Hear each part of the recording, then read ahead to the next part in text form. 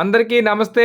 నేను రోడ్డు మీద బైక్ మీద వెళ్తుంటే ఒక అమ్మాయి జుట్టు బండి మీద పడిపోతుంది. నేను చున్నీ అనుకుని ఆగండమ్మా ఆగండమ్మా అన్నాను. తీరా చూస్తే జుట్టు కింద వీలు వరకు వచ్చింది. నేను సరదాగా ఏంటి వాడుతున్నావు తల్లి షాంపూ అని సరదా నవ్వుతూ అడిగాను.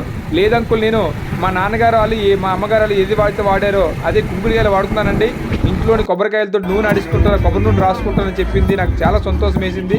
అయితే మనకి డిక్కీ ఆయిల్ అని, ఈ కుందేలు ఆయిల్స్ అని, అలా రకరకాలుగా ఆయిల్స్ షాంపూలు రకరకాలుగా వాడి మన జుట్టు అంతా పాడు చేసుకుంటున్నాం. ఊడిపోతున్నాయి, పండిపోతున్నాయి, ఆరోగ్యానికి చాలా ప్రాబ్లమ్స్ తెచ్చుకుంటున్నాము. అయితే ప్రకృతి ప్రసాదించిన కుంకుడుకాయలు ఆరోగ్యానికి చాలా మంచిది. అలాగే కంటిలో పడుతుంది, కళ్ళు మండిపోతుందని చెప్పి పిల్లలు భయపడుతుంటారు. అలా కళ్ళు పడడం వల్ల కూడా కళ్ళుకి చాలా మంచిది. ఆ ఉన్న ఏదైతే పొర ఉంటుందో ఆ పొరంతా పోయి మంచి కళ్ళు కూడా బాగా కనిపిస్తాయి. చాలా మంచిది కుంకుడుకాయలు.